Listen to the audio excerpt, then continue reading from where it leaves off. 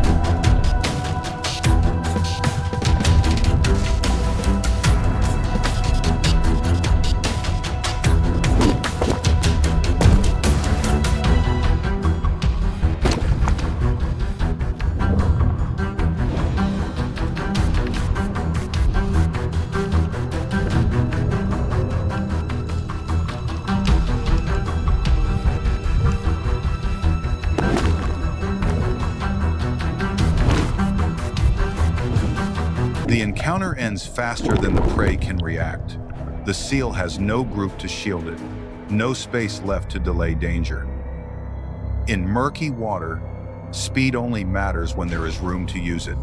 Once that space is gone, every advantage disappears. The seal's mistake was not being weaker. Its mistake was swimming where it did not belong. The tiger shark does not stop. It does not pause to confirm victory. It continues moving with the current, as if the hunt were only a brief moment in an endless wandering journey. But the scent of blood does not fade. The tide carries it deeper into the river mouth, mixing with dark water and spreading through tangled mangrove roots. And there, another presence waits without moving, without chasing, armed only with patience. The northern river mouths of Australia are where the ocean slowly loses its familiar advantages. The water grows thick and opaque, the bottom is shallow and unstable. Mangrove roots form narrow corridors that turn every movement into a risk. The tiger shark moves farther in, driven by the lingering scent of blood and a hunting instinct that has not yet settled. In the open ocean, it has never needed to fear any other creature, but the river mouth does not reward recklessness. It belongs to those who understand every meter of water beneath them. Beneath the soft mud, the saltwater crocodile has been there long before the shark arrived. Its massive body remains still, completely merged with the terrain. No ripples, no sound. The saltwater crocodile does not hunt with speed.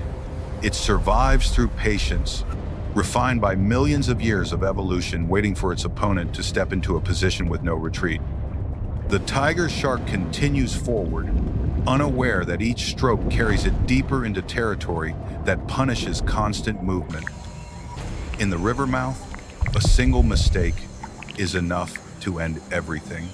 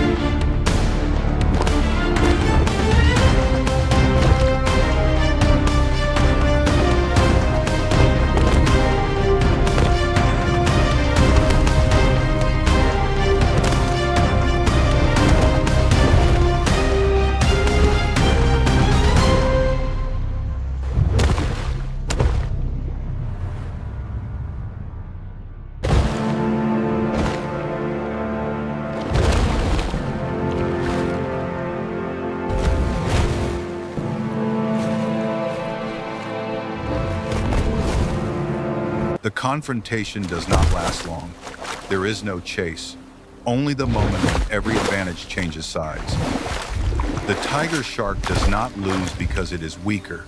It loses because it assumes all waters follow the laws of the ocean. The saltwater crocodile does not need to leave its position. It does not pursue. It does not need to prove dominance. In the river mouth, power belongs to stillness and control of space. As the water settles again, the current carries scent and movement deeper into the mangrove forest, where water no longer flows freely, where mud, roots, and darkness conceal other hunters. And the saltwater crocodile moves in still the ruler, but no longer alone. Australia's mangrove forests are spaces where water and land are no longer separate. Soft mud, interwoven roots, and fallen trunks form narrow paths where movement is restricted at every turn. The scrub python has lived here for a long time. It does not need deep water. It does not rely on speed. The scrub python survives through absolute patience, coiled among leaf litter and fallen wood, waiting for prey to pass within striking distance. In this confined environment, the scrub python controls the shadows. Every movement has the potential to become a fatal trap. The saltwater crocodile moves deeper into the mangroves as the tide recedes. The ocean is no longer behind it. No marine predators remain nearby. But this is not only crocodile territory. It is also a place where scrub pythons have brought down prey larger than themselves. Two ancient predators share the same narrow space, and the mangrove forest does not allow two rulers.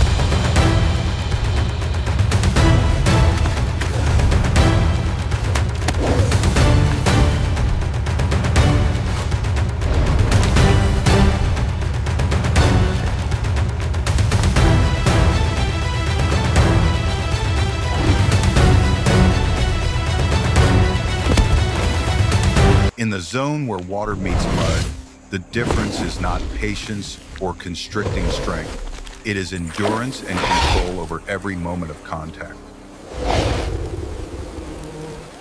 The scrub python needs time to secure its hold.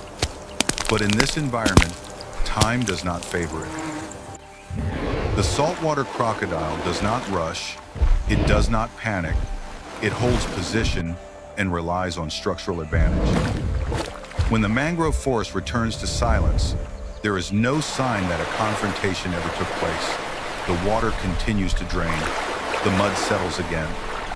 The saltwater crocodile remains not because it is the strongest everywhere, but because it rarely leaves the place where it belongs. The survival chain closes, and the boundary between land and water continues to shift, waiting for the next mistake.